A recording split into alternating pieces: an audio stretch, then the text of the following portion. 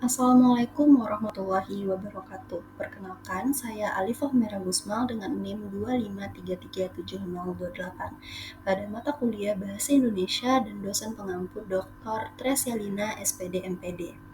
Pada kesempatan ini, saya akan mempresentasikan artikel ilmiah yang berjudul Analisis Tantangan, Kebijakan, dan Strategi Peningkatan Mutu serta Pemerataan Pendidikan sebagai upaya mewujudkan pendidikan berkualitas dalam kerangka SDGs 4 di Indonesia.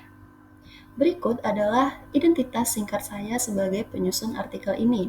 Saya berasal dari program studi S1 Statistika Non-Kependidikan dan dapat dihubungi melalui email alifahhumaira81@gmail.com yang sudah tertera pada slide presentasi ini.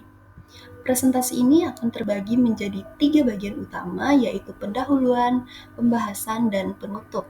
Saya akan menjelaskan secara runtut mulai dari konteks masalah hingga solusi yang relevan. Baiklah, untuk yang pertama yaitu di bab 1 pendahuluan. Latar belakang penulisan artikel ini yaitu mutu pendidikan di Indonesia yang masih tergolong rendah. Dua faktor utama yang menjadi penyebab yaitu keterbatasan fasilitas pembelajaran terutama di daerah 3T, yaitu daerah tertinggal, terdepan, dan terluar. Lalu ada distribusi guru yang tidak merata. Selain itu, ada digitalisasi pendidikan yang belum juga dapat diterapkan secara optimal di seluruh wilayah Indonesia. Berdasarkan latar belakang tersebut, maka rumusan masalah pada penelitian ini terdiri dari 3 pertanyaan. Yang pertama, apa saja tantangan pemerataan akses dan mutu pendidikan di Indonesia? Lalu bagaimana kebijakan pendidikan nasional berperan dalam peningkatan mutu pembelajaran serta strategi apa yang diperlukan untuk mempercepat tercapainya SDGs 4 ini dalam sistem pendidikan di Indonesia. Selanjutnya yaitu ada tujuan penelitian.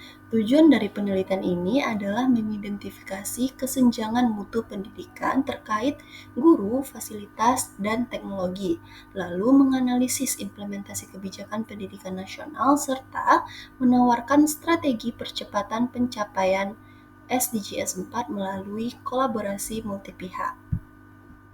Lanjut di bab 2 mengenai pembahasan. Pada bab 2 mengenai pembahasan, yang akan pertama dibahas yaitu mengenai tantangan pemerataan akses dan mutu pendidikan di Indonesia. Nah, terdapat 3 tantangan utama, yaitu pertama adalah ketimpangan distribusi guru semakin memperlebar kesenjangan kualitas pendidikan. Yang kedua, ada digitalisasi yang belum merata karena keterbatasan infrastruktur. Dan yang ketiga, yaitu minimnya sarana pembelajaran seperti perpustakaan dan laboratorium yang memadai sehingga belum tercapainya pembelajaran yang optimal. Selanjutnya yaitu ada kebijakan pendidikan nasional dalam peningkatan mutu pembelajaran. Nah, yang pertama yaitu ada kebijakan program Merdeka Belajar, di mana pemerintah memberikan fleksibilitas kepada sekolah untuk menyusun pembelajaran tetapi terkendala pada kesiapan guru dan fasilitas di sekolah. Lalu ada penjaminan mutu, di mana adanya evaluasi berkala dan akreditasi diperlukan untuk memastikan sekolah memenuhi standar mutu nasional. Lalu ada digitalisasi pendidikan, yaitu kebijakan pemerintahan tentang digitalisasi harus diperkuat dengan dukungan akses internet dan pelatihan guru yang menyeluruh. Peran guru dalam mewujudkan pendidikan yang berkualitas, yaitu guru perlu meningkatkan kompetensi digital dan pedagogis untuk mendukung inovasi pembelajaran. Lalu, distribusi guru yang tidak seimbang masih menjadi persoalan besar, terutama di daerah terpencil. Selain mengajar, guru juga memiliki peran penting dalam pendidikan karakter peserta didik. Pada peran lembaga pendidikan dan masyarakat dalam mendukung SDGs 4, lembaga pendidikan harus memastikan standar mutu sekolah, partisipasi masyarakat dalam mendukung budaya literasi sangat dibutuhkan, serta kolaborasi multi pihak menjadi kunci pemerataan akses pendidikan yang baik di Indonesia. Selanjutnya yaitu ada teknologi digital sebagai penggerak pemerataan pendidikan.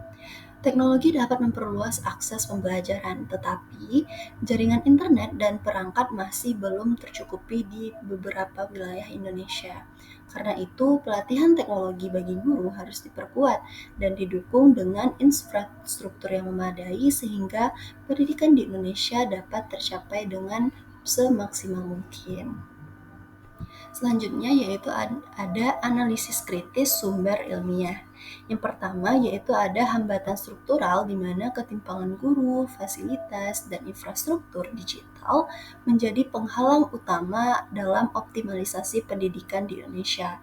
Lalu ada kolaborasi multi pihak di mana keterlibatan antara pemerintah, masyarakat, dan sektor swasta yang penting dalam reformasi pendidikan. Lalu yang terakhir yaitu literasi digital, di mana guru yang menguasai teknologi punya peran yang signifikan untuk menjembatani kesenjangan pendidikan antar wilayah di Indonesia.